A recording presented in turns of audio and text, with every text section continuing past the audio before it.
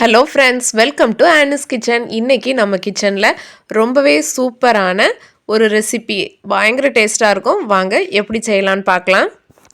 இதுக்கு தேவையான பொருட்கள் என்னென்னு பார்த்துடலாம். கொஞ்சமாக தேங்காய் துருவி வச்சுருக்கேன். இதில் கொஞ்சமாக வெது வெதுப்பான தண்ணி சேர்த்து இதை நல்லா ஃபில்ட்ரு பண்ணி எடுத்துக்கலாம். தேங்காய் பால் நீங்கள் மிக்சியில் அரைச்சி கூட தேங்காய் பால் எடுத்து வச்சுக்கலாம். இப்போ இந்த தேங்காய் பாலை தனியாக வச்சிடலாம். ஒரு ஏத்த வாழைப்பழம் எடுத்திருக்கேன். இதுக்கு நேந்திர வாழைப்பழம் தான் நல்ல டேஸ்ட்டாக இருக்கும்.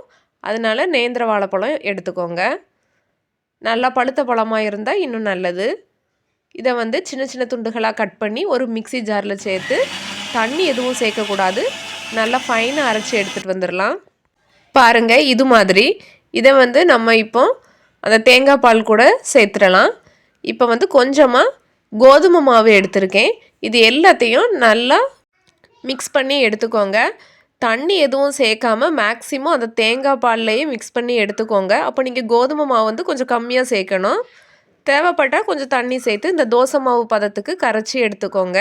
இப்போ ஒரு தோசை கல் வச்சுருக்கேன். கல் நல்லா சூடானதும் அதில் கொஞ்சமாக நெய் தடவிக்கிடுறேன்.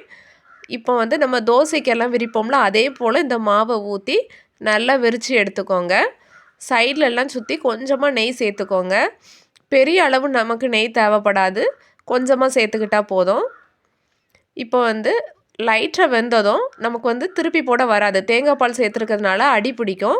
இதை நீங்கள் இதே போல் தோசை கரண்டி வச்சே நல்லா மேஷ் பண்ணுற மாதிரி திரும்ப திரும்ப அந்த தவாவில் நல்லா தடவி வேக வச்சு எடுத்துக்கோங்க. இது நல்லா வெந்த பிறகு நமக்கு கையில் தொட்டு பார்த்திங்கன்னா ஒட்டாது. அதுதான் கரெக்டான ஸ்டேஜ். நான் எடுத்த மாவு இதே போல் 3 டைம் தோசை ஊற்றுறதுக்கு எனக்கு கரெக்டாக இருந்துச்சு. இந்த ரெசிபி எங்கள் வீட்டு குழந்தைங்கள்லாம் ரொம்பவே விரும்பி சாப்பிட்டாங்க. நீங்களும் ட்ரை பண்ணி பாருங்கள். தேங்க்ஸ் ஃபார் வாட்சிங்.